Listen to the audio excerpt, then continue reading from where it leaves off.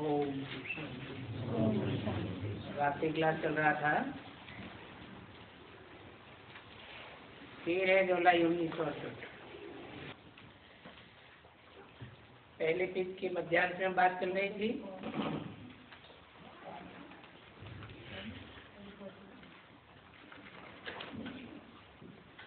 तुम बच्चों को तो सदैव हर्षित मुख रहना चाहिए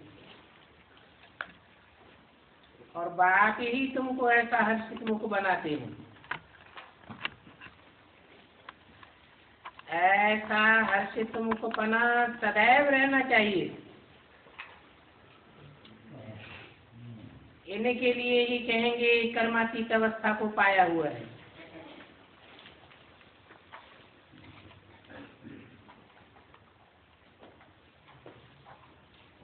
कोई भी प्रकार का दुख व विषाद की रेखाएं या वाइब्रेशन या दृष्टि मात्र से भी दिखाई न पड़े,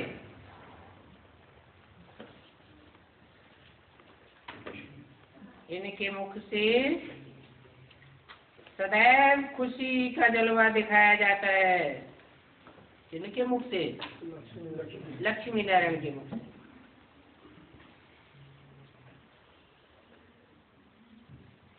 तो तुमको भी सदैव खुशी का जलवा रहना चाहिए।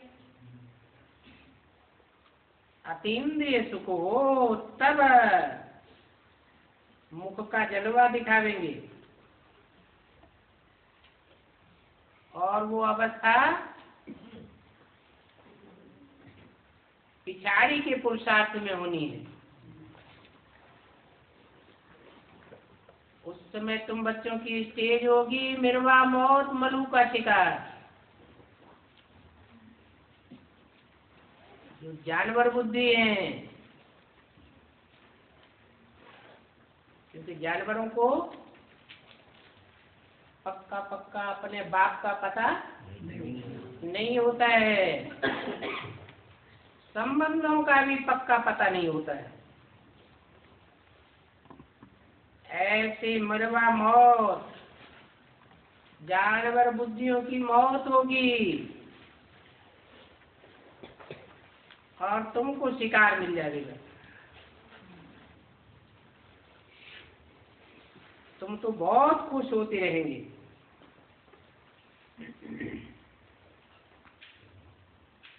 खुशी से कहते भी है बाबा आ करके पावन बनाओ।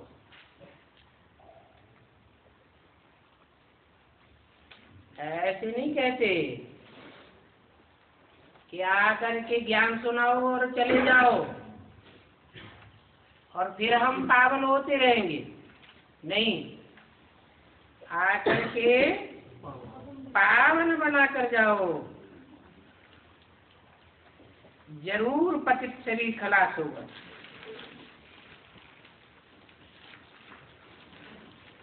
आत्मा पावन बनेगी तो 5 तत्वों का बना हुआ शरीर भी पावन बनेगा।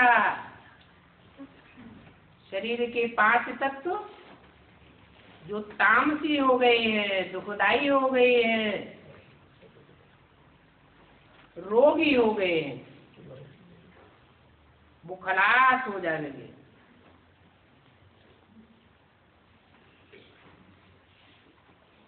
इसके लिए कालों के काल को बुलाते हो।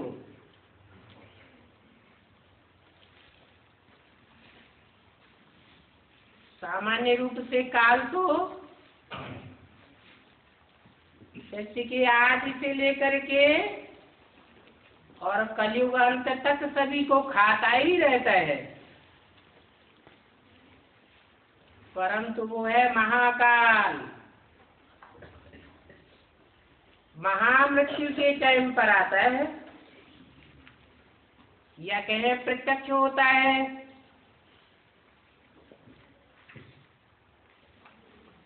उसको कोई काल खा नहीं सकता। एक तो होता है हद के शरीर को काल खाता है, और दूसरा होता है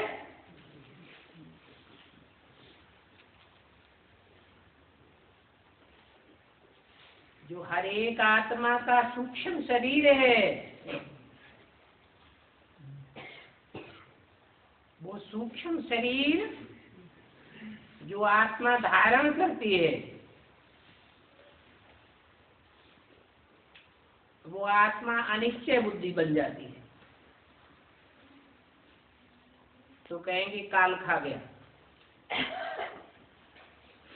निश्चय बुद्धि बनती है, माना बच्चे ने जन्म लिया, अनिश्चय बुद्धि हुई, काल खा गया। परंतु तुम बच्चे तो कालों के काल को बुलाते हो, जिसको हद या बेहद में कब कोई काल खा ही नहीं सकता। वो कभी भी अनिश्चय बुद्धि हो नहीं सकता।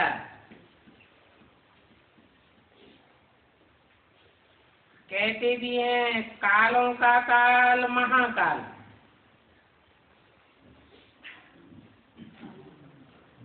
यादगार में शिव का मंदिर भी बनाते हैं और साथ में महाकाल का भी मंदिर है, परंतु अर्थ नहीं समझते हैं।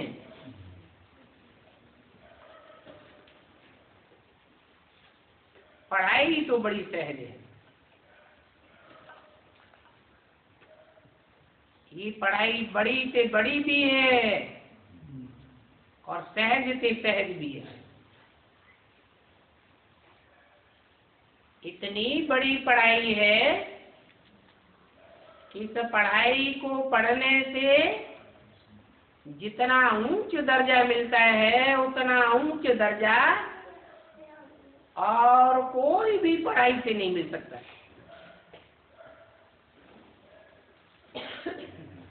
तो देखो कितनी भारी पढ़ाई है।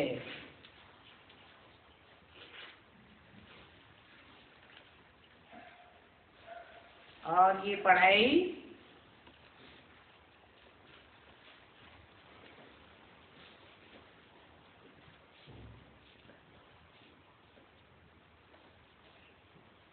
लौकिक पढ़ाई जैसी नहीं है। वो पढ़ाई तो ज्यादा से ज्यादा कितने साल पढ़ते हैं?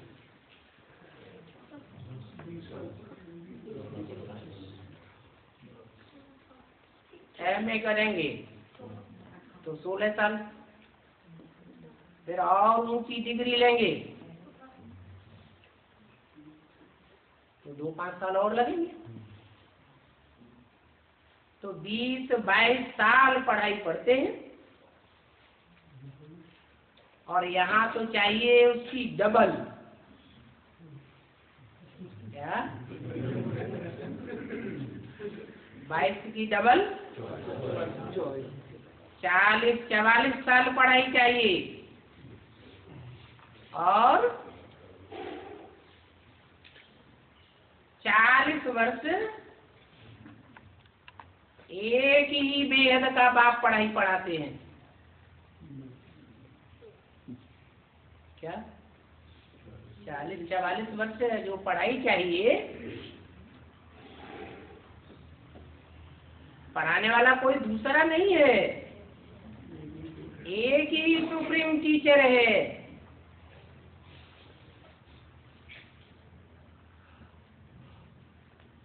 जो पढ़ाई पढ़ाते हैं और वो ही सर्व का सदगति दाता है।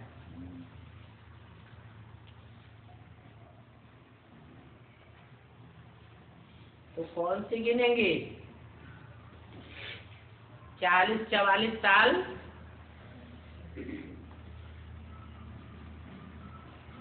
कौन से गिने जाएंगे?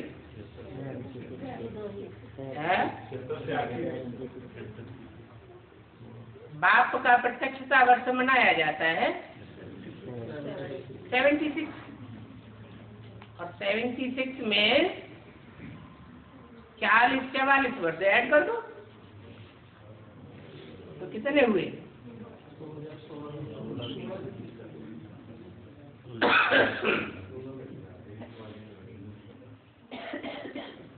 2018-20 हुए।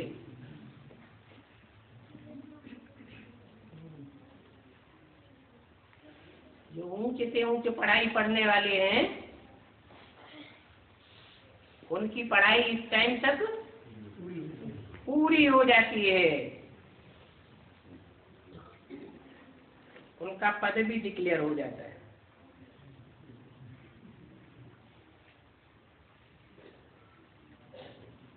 तो सबका सदगति दाता एक ही है।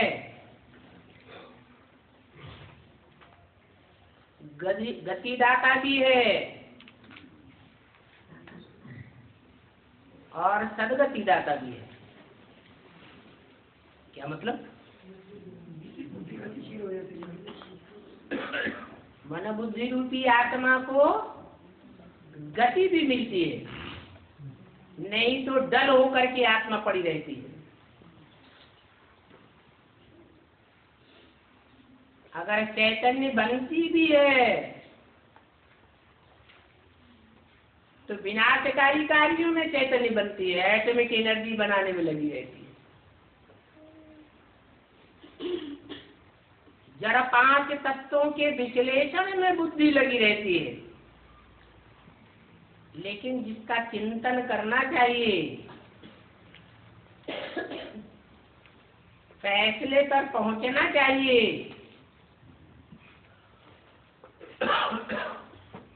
वो फैसले पर पहुंचने वाली बुद्धि नहीं बनती।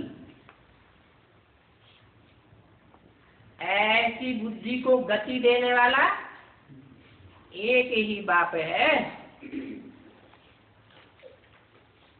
और सदगति भी देते हैं। सद माने सच्ची। सच्ची क्या होती है? सिर्फ बुद्धि ही चलती रहे,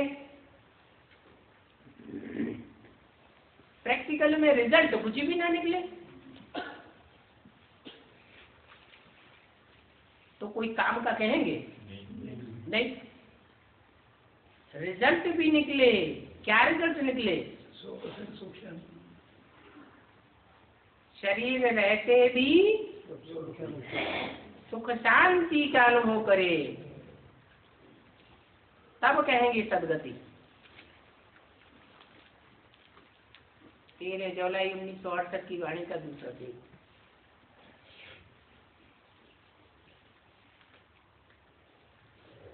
ऐसी सदगति देते हैं जो सभी की सदगति हो जाती है। सभी की सदगति होती है कि सत्युग त्रेता में आने वालों की सदगति होती है? हाँ, कम से कम एक जन्म की सदगति तो सभी की हो जाती है।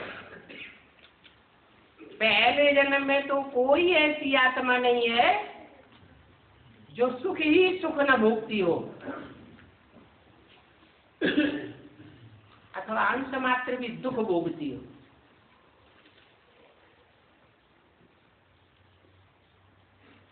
हाँ, ये कहेंगे कि मुक्ति के बाद फिर जीवन मुक्ति का पाठ होता है।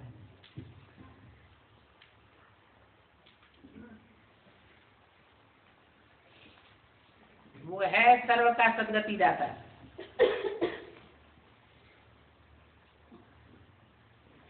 सर्व का सदगति दाता, सर्व का माने मनुष्यों का ही है या कीट पशु पक्षी पतंगों सबका है? ये कैसे? वो भी तो आत्माएं हैं। जो भी आत्माएं हैं वो सब आत्माएं कल्पांत काल में परमात्मा बाप से नंबरवार शक्ति ग्रहण करती है।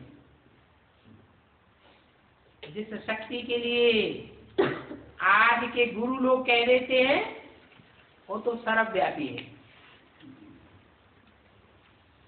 बाप सर्वव्यापी है या उसकी स्मृति की शक्ति सर्वव्यापी है? वो शक्ति सर्वव्यापी है।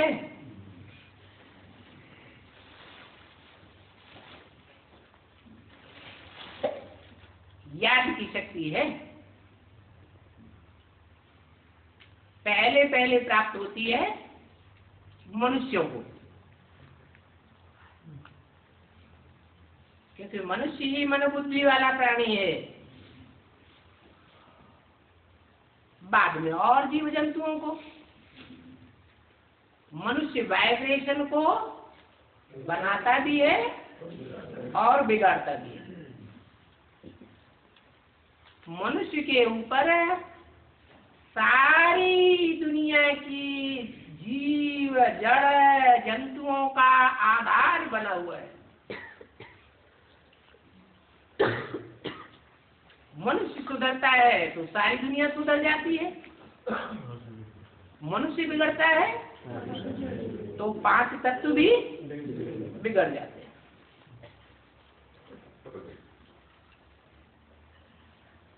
तो देखो, बाप सिर्फ गति नहीं देते हैं कि ज्ञान सुना करके मन बुद्धि को गतिशील बना दें, मनन चिंतनशील बना दें, बस काम पूरा हो गया। नहीं, शुद्ध संकल्पों की सृष्टि बनाने मात्र से काम नहीं होता। क्या करते हैं? इस सृष्टि के 5 जड़ तत्वों को भी तत्व प्रधान बनाकर जाते हैं। अगर 5 तत्वों की शक्ति प्रकृति सात्विक नहीं बनती है तो भी नहीं कहेंगे कि विश्व का कल्याण हुआ, क्योंकि विश्व में प्रकृति के 5 तत्व भी तो हैं और आत्मा 5 तत्वों के संघात इस शरीर के बगैर कुछ भी नहीं कर सकती। अभी तुम बच्चे अच्छी रीति जान गए हो, इतने चित्र आदि बनाते हो।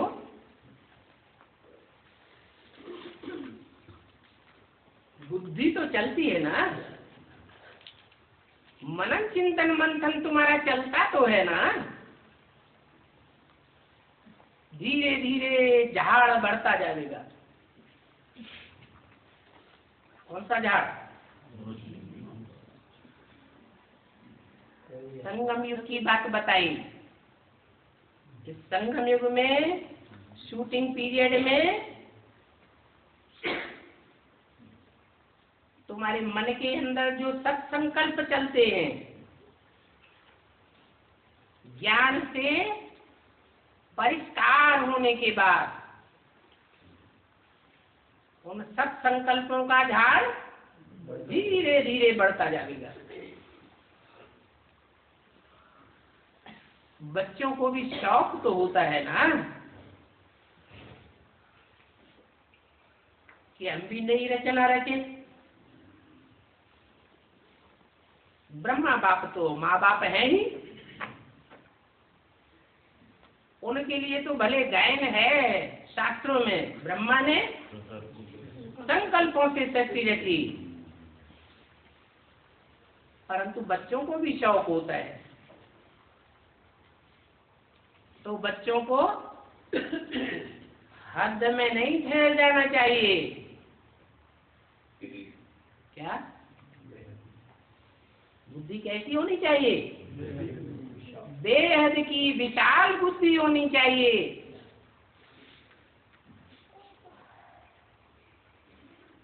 जब विशाल बुद्धि बनेगी तो बच्चों को अंदर से डर नहीं रहेगा। कहेंगे बाबा हमको कहाँ भी सर्विस पर भेज दो, दुनिया के कोई भी कोने पर भेज दो,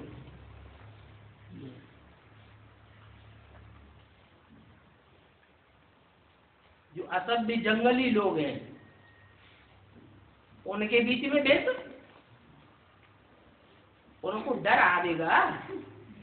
नहीं आवेगा। सदैव तैयार रहना चाहिए। इस बात के लिए, ईश्वरीय सेवा पर जाने के लिए सदैव तैयार रहना चाहिए। क्यों? क्योंकि तुम रूहानी मिलिट्री हो ना। रूहानी मिलिट्री के वॉरियर को मार्शल से डायरेक्शन मिले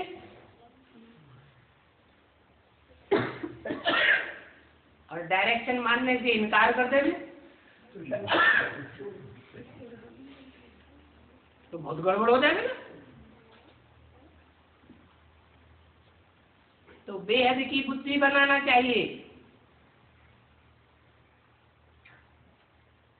ऐसे नहीं, बाबा हम तो इसी सेंटर पर रहेंगे, इसी गांव में रहेंगे, इसी शहर में रहेंगे, इसी परिवार में रहेंगे। नहीं, कभी भी ट्रांसफर होने से हृदय विदीर्ण नहीं होना चाहिए। अगर ट्रांसफर होने से हृदय विदीर्ण होता है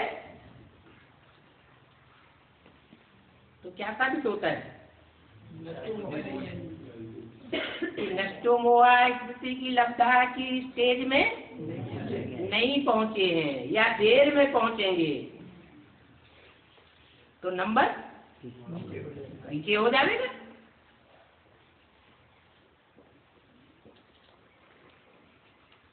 मिलिट्री में तो कितने कितने पद होते हैं, एक से एक ऊंचे,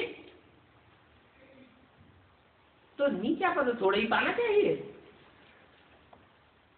बाबा जानते हैं बच्चे बेहद में सर्विस करने लायक हैं। जिनकी हद की बुद्धि होती है वो एक जगह बैठ जाते हैं। क्या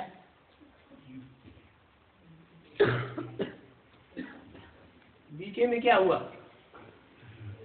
है? 3 महीने के बाद वो ट्रांसफर करना भी चाहे तो कर ही नहीं सकते। ऐसे नहीं, एडवांस में ऐसे नहीं होता है। एडवांस में भी जब टाइम आएगा तो ऐसे निकलेंगे कि बुद्धि हद में अटक गई होगी।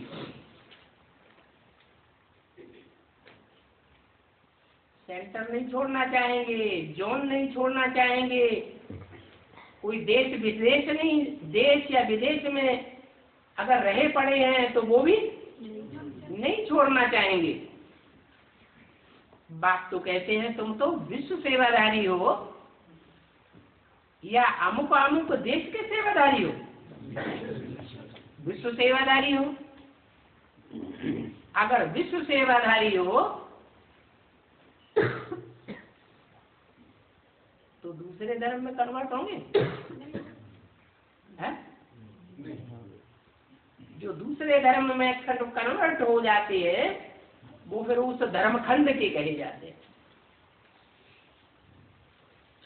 बौद्ध धर्मखंड, क्रिश्चियन धर्मखंड, इस्लामी धर्मखंड। तो विश्व सेवाधारी हुए क्या? उनको फिर विश्व सेवाधारी नहीं कहेंगे, लिमिटेड बुद्धि है।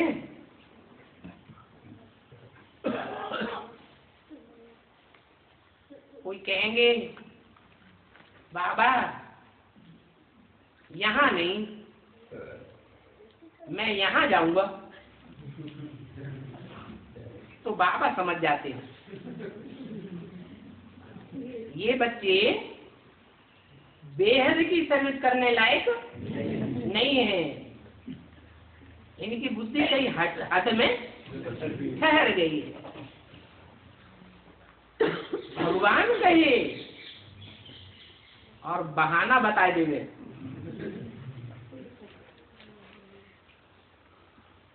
तो कहेंगे नापास हो गया। भगवान की डायरेक्शन को तो अमल में लाना पड़े।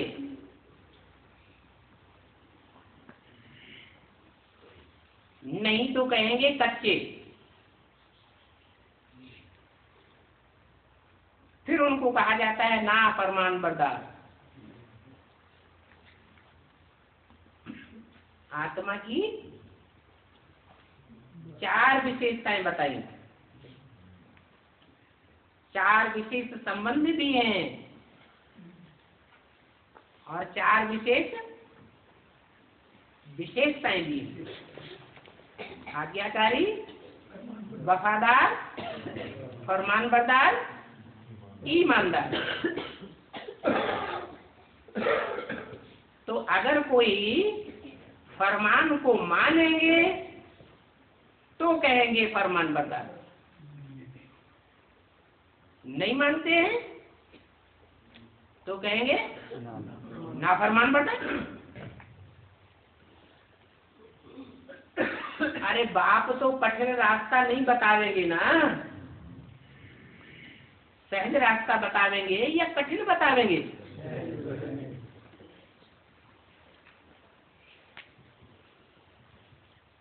वो अपने को नालायक अर्थात लायक नहीं है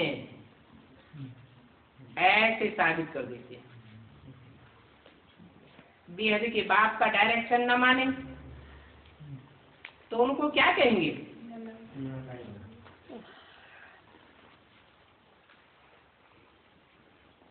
ऐसे भी अव्वल नंबर वाले बच्चे हैं, उनको कहां भी जाने के लिए कहो तो चले जाएंगे। कोई ऐसे भी हैं जो फिर जाने में खिचखिच करते रहेंगे। डायरेक्शन आज मिलेगा और 6 महीने तक खिचखिच करने के बाद फिर जाएंगे। अरे बेहद के बाप की आज्ञा तो जरूर माननी चाहिए। बेहद का बाप बेहद का वर्षा देती है ना।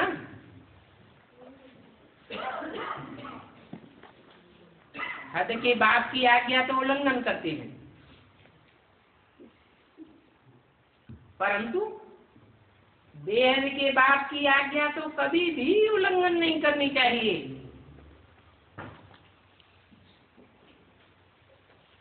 परंतु ये तो राजाई स्थापन हो रही है, राजधानी स्थापन हो रही है। राजधानी में ऊंच से ऊंच पद वाले भी चाहिए और नीच से नीच चांडालों के दास दासी होते हैं वो भी चाहिए। राजधानी में तो राजा प्रजा से लेकर सब बिचौलिए सारे होते हैं, तो कम पद वाले भी चाहिए। कहाँ मालिक, कहाँ साहूकार प्रजा और कहाँ एकदम कम पद पाने वाली प्रजा। कौन? दास दासी। उनमें भी 2 कैटेगरी, एक राज घराने के दास दासी और दूसरे प्रजावर्ग के दास दासी। तो आज्ञाकारी बन करके ऊंच से ऊंच लक्ष्मी नारायण बनना चाहिए ना। क्या बात हुई? अभी तक तो ऊंच से ऊंच भगवान कहते थे, अब ऊंच से ऊंच लक्ष्मी नारायण भी कह दिया। क्या मतलब है इसका? ये साकार सृष्टि में तो ऊंच से ऊंच पद लगती है। क्योंकि लक्ष्मी नारायण के भी ग्रेड्स हैं। जैसे क्रिश्चियंस में king Edward first, second, third माने जाते रहे, ऐसे ही लक्ष्मी नारायण की भी डायनेस्टीज होती है नंबरवार। तुम बच्चों का तो गीत भी है इस पर, चाहे प्यार करो चाहे ठुकराओ। क्या मतलब? अगर बाबा मनमानी जगह भेज देंगे तो क्या ये समझे कि ठुकराएगा है? लेकिन बात समझ में नहीं आएगी तो दिल में तो आ देगा कि बाबा ने हमको दूर दूर फेंक दिया, माने ठुकरा दिया। तो बाबा आखत देते हैं कि तुम्हारा तो गीत भी बना हुआ है, चाहे प्यार करे चाहे ठुकराए, हम आपकी ही बात मानेंगे। और बेहद के बाप की बात मानने में तो कल्याण ही कल्याण होगा, अकल्याण की तो बात है ही नहीं। बाप आए हैं विश्व का मालिक बनाने के लिए। क्या कोई किचन खंड का मालिक बनाने के लिए नहीं आए हैं, या बौद्धिक खंड का मालिक बनाने के लिए नहीं आए हैं। सारे विश्व का मालिक बनाने के लिए आए हैं, क्योंकि ऑलमाइटी अथॉरिटी है ना। बाप के आने से ही राजधानी स्थापन हो जाती है। क्या मतलब हुआ? बाप के आने से ही राजधानी स्थापन हो जाती है। कब आया बाप? 76 राजधानी स्थापन हो गई है? राजधानी स्थापन हो गई या अभी भी चलायमान हो रही है?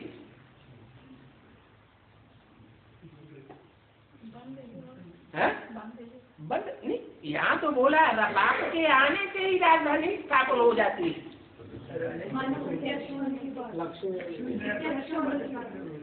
लक्ष्मी नारायण से राजधानी बन जाती है।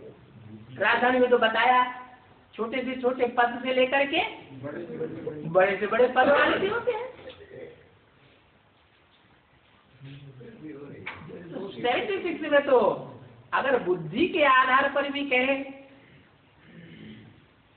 तो दो ही तो निश्चित होते हैं, लक्ष्मी और नारायण की ही तो बुद्धियों में प्रत्यक्षता होती है, सबकी तो प्रत्यक्षता नहीं होती। फिर ये वाक्य का मतलब क्या है? आज से ही, आने से ही राजधानी स्थापन कर देते हैं।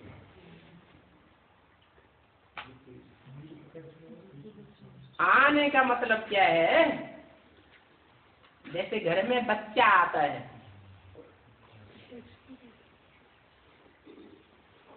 तो बच्चा आने का मतलब क्या है? आता है तो घर वालों को, मोहल्ले वालों को, रिश्तेदारों को, सबको पता चलता है या कोई कोई को पता चलता है? नंबरवार पता तो सबको चलता है ना। और ये तो बेहद की राजधानी स्थापन होने जा रही है, तो बाप आवे बेहद का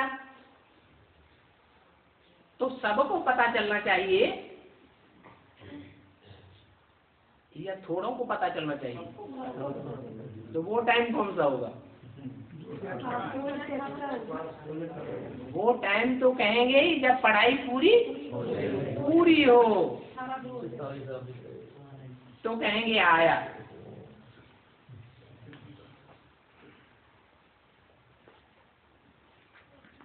बाप के सिवाय और कोई राजधानी थोड़ी स्थापन करते हैं।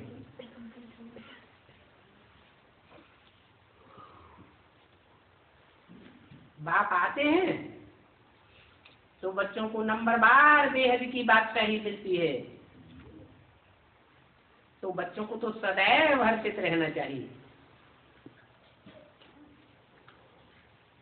और जो ऊंच पद पाने वाले बच्चे होंगे वो तो जरूर हर्षित ही रहेंगे। दुखी होने और दूसरों को दुखी करने की बात ही नहीं। जो तमो प्रधान आत्मा होती है जन्म जन्मांतर की, वो खुद भी दुखी होती है और दूसरों को भी दुखी करती है। तो देखो बड़ी भारी स्कॉलरशिप मिलती है, और बच्चों को ही ये स्कॉलरशिप मिलती है ना, तो इसमें पुरुषार्थ करना है। पक्का पुरुषार्थ कौन सा है, किस बात का है?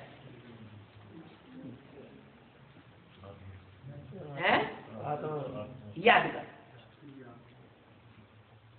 पक्का पुरुषार्थ करें कि हम बाप की ही याद में रहें और कोई की याद ना आने पावे। मुक्त लोग कहते हैं जब मौत हो तो गंगा का तट हो। क्या मतलब? जो भक्ति मार्ग में बात बनाई है वो कहाँ की यादगार है? जरूर इस संगम युग की ही यादगार है।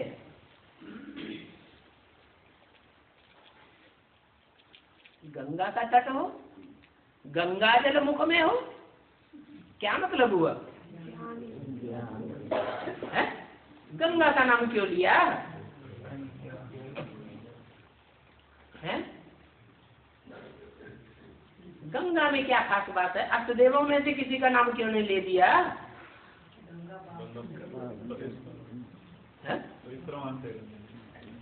मानते हैं, गंगा को भी पवित्र मानते हैं, फिर भगवान को भी पतित पावन मानते हैं।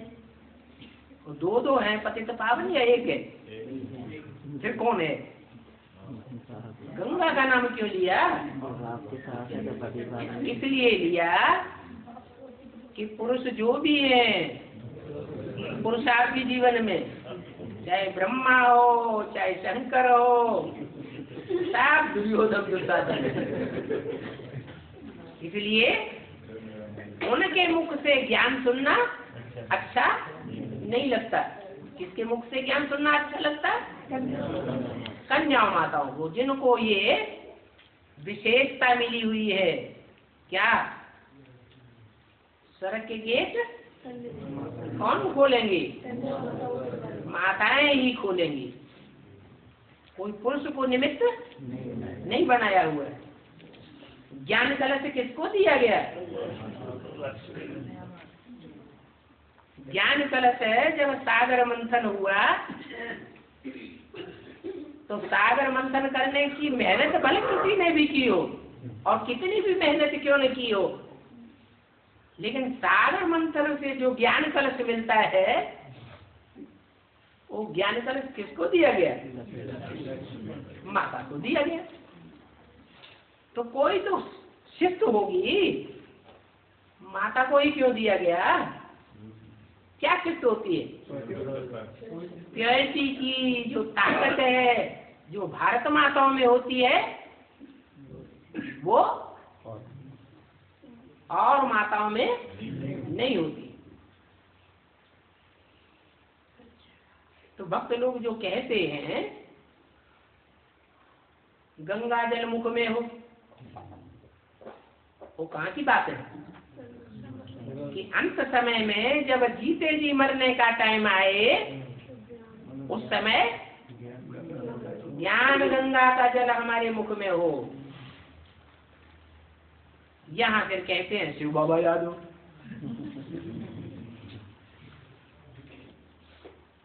शिव बाबा तो याद हो, लेकिन शिव बाबा जो है वो भी असली रूप में सदाकाल कब याद आवेगा? है? जब जन्म देने वाली माता हो। क्या? जो माता कैसी होनी चाहिए? अरे भारत माताओं का ये गायन है ना, उसमें भी खास गंगा का ये गायन है। क्या गायन है? और नदियों की जो बेअभिमानी की मिट्टी होती है वो तो चिपक जाती है, और गंगा की मिट्टी में क्या क्या खास बात है? वो देह अभिमानी की मिट्टी ऐसी है कि वो कोई को चिपकती नहीं है, किसी के साथ आसक्त नहीं होती है। एक बाप दूसरा न कोई। तो ऐसी जो मन बुद्धि रूपी आत्मा होगी, उसकी बुद्धि में ज्ञान सात्विक रूप में ठहरेगा या तामसी बनेगा? सात्विक रूप में ठहरेगा। तो एक बाप के सिवा कोई याद ना आवे, साथ से ममत्व तोड़ देना चाहिए।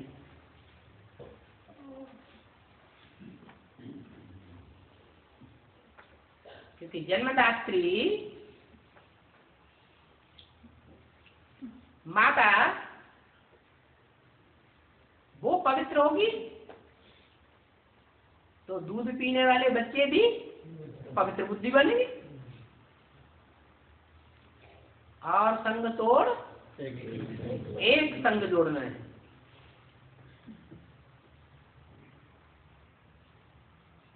तो बात यहां से शुरू होती है। गंगा को सर के ऊपर क्यों लगाया? पार्वती को भी नहीं लगाया। सर के ऊपर किसको चढ़ाया? अष्टदेवों को भी चढ़ाया तो, परंतु अष्टदेवों में भी सबसे ऊपर किसको रखा? गंगा को रखा।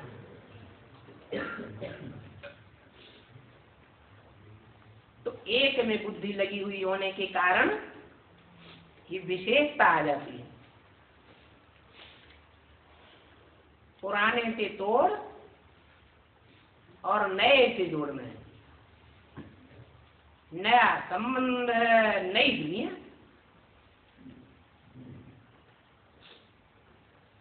बाप सुनाते तो बहुत मीठी मीठी बातें हैं और मीठे मीठे बच्चे सुनते भी हैं,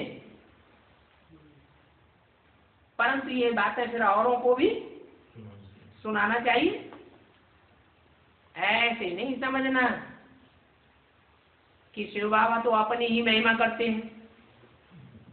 क्या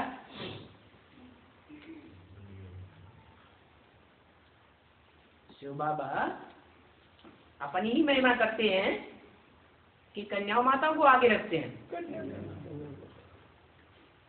शिव बाबा तो रखते ही हैं कन्याओं माताओं को आगे।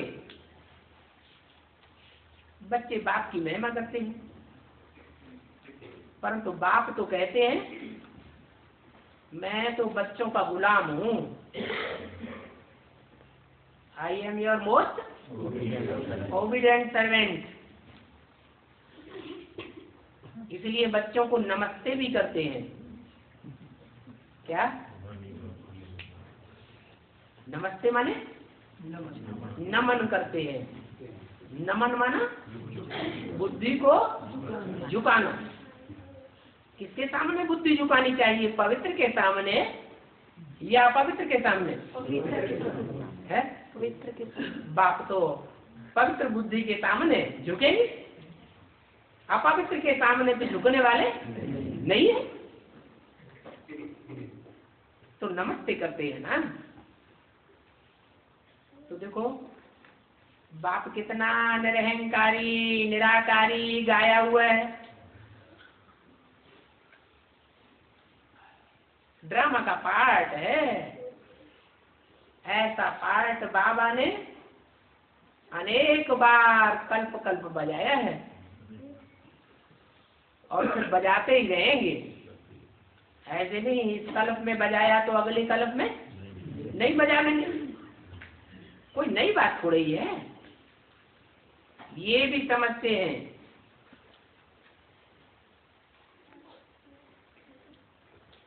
भक्ति की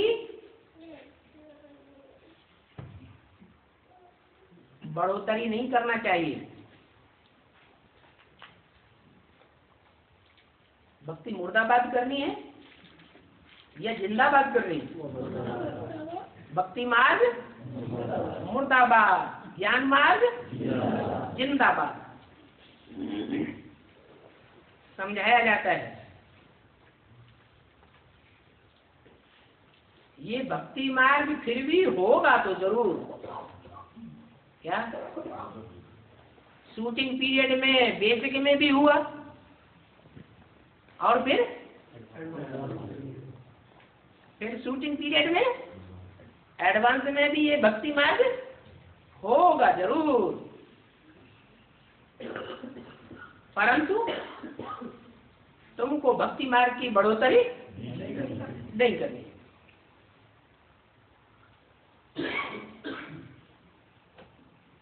हाँ, ये भी कहते हैं कि आखिरी बाप आकर के भक्ति मार्ग से निकाल कर तुमको ज्ञान मार्ग में ले जाएंगे जरूर।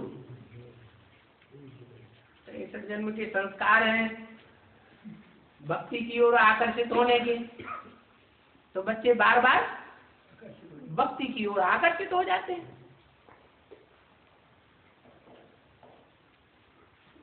परंतु बाप जरूर ज्ञान मार्ग में ले जाएंगे, ज्ञान मार्ग में ले जाएंगे अर्थात स्वर्ग में ले जाएंगे। बाबा एडवांस में भक्ति मार्ग अर्थात गुरुओं के देहधारी गुरुओं की तरफ आकर्षित हो जाना यहाँ नहीं है। नहीं, मैं ये एडवांस में गुरु लोग नहीं है, एक ही सदगुरु है?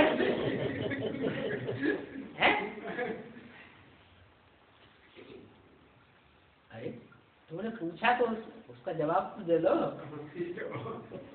एक ही सदगुरु तो नहीं है यहाँ, तो बेसिक में जितने ज्यादा नहीं होते हैं उससे ज्यादा एडवांस में हो जाते हैं गुरु लोग, क्योंकि ये बीज है। बीज माने बाप। बेसिक में बाप नहीं है, वो तो आधारभूत जड़ें हैं, आधार हैं, माताएं हैं, और यहाँ है बाप। तो ज्यादा पावरफुल कौन है? ये बाप समान बच्चे हैं। तो यहाँ भगवान भी ढेर के ढेर बन करके बैठ जाते हैं। ये खेल है, परंतु इसमें तुम बच्चों के लिए घाटे की बात नहीं है। ये सन्यासी जो घर बार को छोड़ देते हैं वो तो है ही निवृत्ति मार्ग वाले, चाहे बेसिक में हो और चाहे एडवांस में हो। तो उनसे मेहनत करना तो फालतू है। क्या ज्ञान की मेहनत करना, उनको बाप का परिचय देना पूरा, ये तो फालतू है। खींच खाच के उनकी बुद्धि में बैठा भी दिया कि बाप आया हुआ है, तो भी अंत में क्या करेंगे? अंत में 2 अक्षर भी दे देंगे। बाबा इस तरह से सूर्यवंशी कराओ तो सारे धोखा दे देंगे। सूर्यवंशी कराओ सारे धोखा दे देंगे। आप अपने को सूर्यवंशी समझो ना। आपको दूसरे के याद आते हैं, पर चिंतन पतन की जड़ नहीं। जैसे सन्यासियों की बात चला के अगर सन्यासी को खींच कर बैठा दें तो लास्ट में दूसरे धर्म में छूट कर जैसे चले जाएंगे, तो इस तरह से सूर्यवंशी सहज मिले सो दूध सम, या खींच खाच के मिले सो दूध सम। तो बाबा तो बोलते हैं तुम 2 शब्द सुना देंगे और तुम्हारे कुल के जो होंगे हाँ वो तो फट से पकड़ लेंगे। तो तुम्हें सहज मिलते हैं, तुम्हारे कुल के तुम्हें सहज मिलेंगे या कठिनाई से मिलेंगे? सहज मिलेंगे। तो पहले शिव के भक्तों को समझाना चाहिए। तुम देवताओं के भक्तों को भी समझा सकते हो, उनकी बुद्धि में जल्दी बैठेगा। किनकी बुद्धि में? बुद्धि में जल्दी बैठेगा। सतयुग का सेकंड नारायण होगा यह सेकंड नारायण से लेकर के 8वां नारायण बनने वाला होगा, ब्राह्मण दुनिया में वो मौजूद होगा कि नहीं? वो ब्राह्मण होगा कि नहीं? है? ब्राह्मण होगा। तो ब्राह्मण तो देवता बनेगा कि नहीं सतयुग में? है? देवता तो बनेगा। तो उन देवताओं को नहीं समझा सकते हो? है? अरे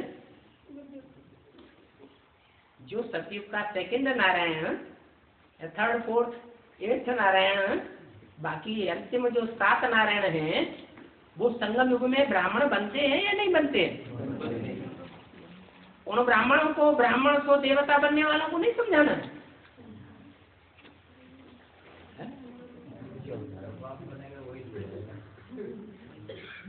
अरे वो भी कच्चे ब्राह्मण है या पक्के ब्राह्मण है? ब्राह्मणों की तो 9 कुड़ियां होती हैं, जैसे 9 धर्म है नंबरवार, वैसे ब्राह्मण की कुड़ियां भी 9 हैं। तो जो कच्चे ब्राह्मण होंगे वो कच्चे देवता होंगे या पक्के देवता होंगे? कच्चे देवता बनेंगे। और यहाँ कच्चे देवता में ब्राह्मण बनेंगे तो अंत में क्या करेंगे?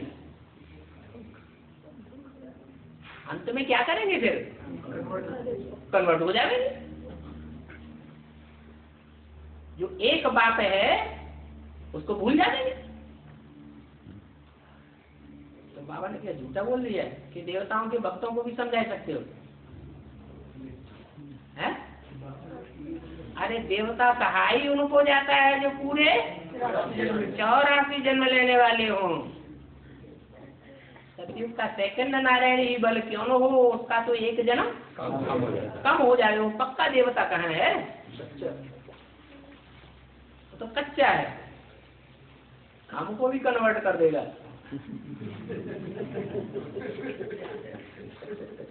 तो जो देवताओं के भक्त हैं उनकी बुद्धि में जल्दी बैठेगा। बाप फरमान करते हैं, मीठे मीठे बच्चे मैसेज पहुंचाते रहो।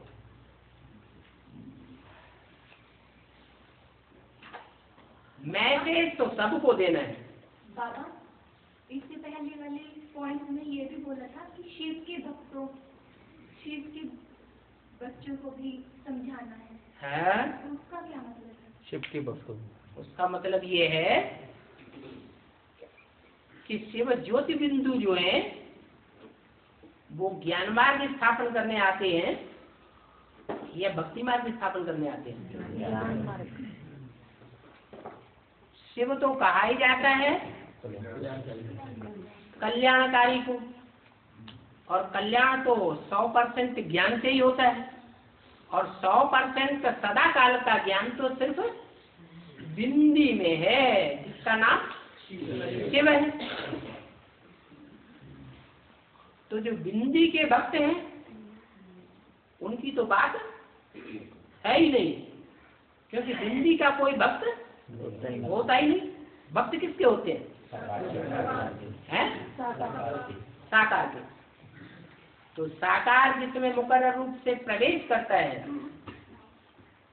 वो साकार संपूर्ण बनने वाला है या अपूर्ण बनने वाला है?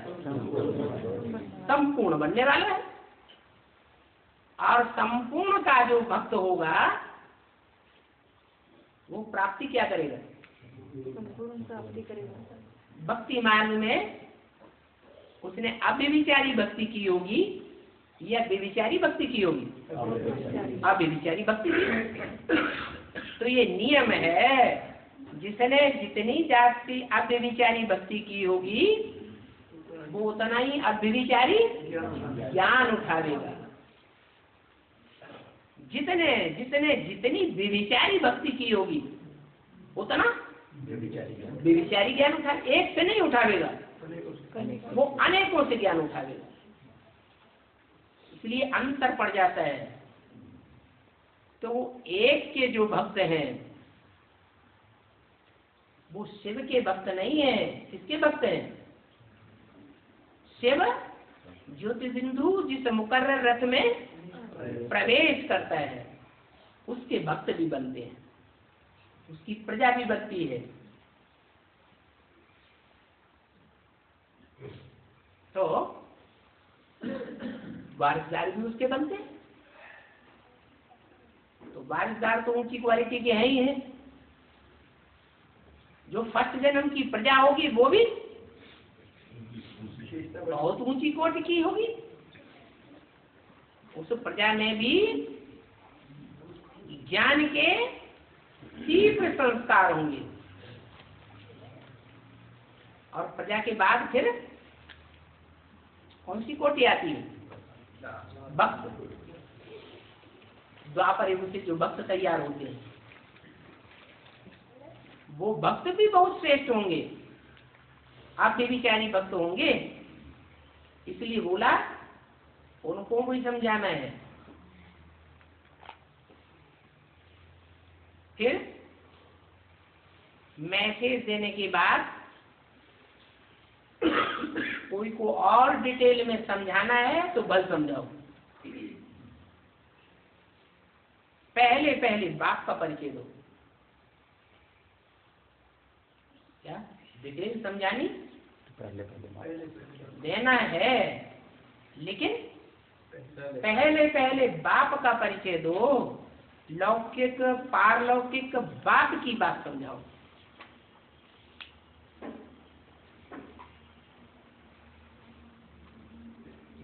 जब लौकिक और पारलौकिक बाप को समझ लेंगे तब फिर अलौकिक बाप का समझा सकते हो। क्या लौकिक बाप को भी समझाओ और पारलौकिक बाप को भी समझाओ। दो का बुद्धि में बैठने के बाद फिर अलौकिक बाप का भी समझा सकते हो। क्योंकि अलौकिक बाप कौन सी युग में होता है? संगम युग में होता है। संगम युग में बाप को सुप्रीम सोल को रस जरूर चाहिए और वर्षा मिलता है। वेद का वर्षा मिलता है ना, तो न लौकिक बाप से मिलता है न अलौकिक बाप से मिलता है। किससे मिलता है? उस अलौकिक बाप के रथ में पारलौकिक बाप से वर्षा मिलता है। अलौकिक से क्या मिला? हद का और बेहद का वर्षा दोनों ही वर्षे हैं। बाकी क्या मिलेगा? हाँ, पारलौकिक बाप का वर्षा अलौकिक बाप के द्वारा ही मिलेगा। मीडिया जरूर चाहिए। बच्चों को पॉइंट सुन करके धारण करके फिर सुनाना है। कोई क्या करते हैं? पॉइंट सुनते हैं और जैसे ही सुना फटाफट दूसरों को सुनाई दिया। जुगाली नहीं की, मंथन नहीं किया। अगर मंथन नहीं किया तो उनका अपना तो बनता ही नहीं है, खून तो बना ही नहीं। चबाएंगे तो खून अच्छा बनेगा या सीधा सीधा नीचे निकल जाएंगे तो खून अच्छा बनेगा? चबाने से खून बनता है। तो बच्चों को भी पहले खुद धारणा करनी है फिर करानी है। तोते मिसल नहीं समझाना है। हर चीज समझा हुआ हो तो प्रश्न का उत्तर अच्छी रीति दे सके। अच्छा, मीठे मीठे बच्चों को रूहानी बाप दादा का याद प्यार गुड नाइट। रूहानी बाप का रूहानी बच्चों को